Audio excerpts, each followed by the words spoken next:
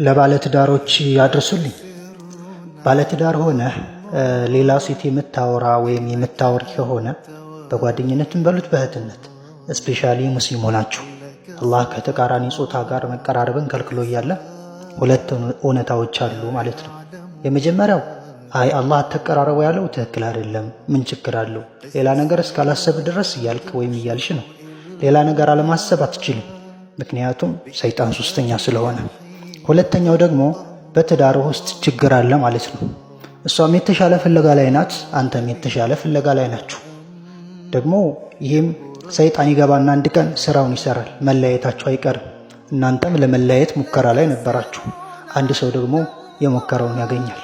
ስለዚህ ባለትዳር ሆናችሁ በእህትነትም ይሁን በጓደኝነት ሌላ ጋር ማውራት ምንም ጥቅሙ አይታየኝ፣ ጉዳቱ ነው የሚታየኝ። እውነተኛ ባለትዳር እሷም ከሱ ውጭ አታወራም፣ እሱም ከሷ ውጭ አያወራም።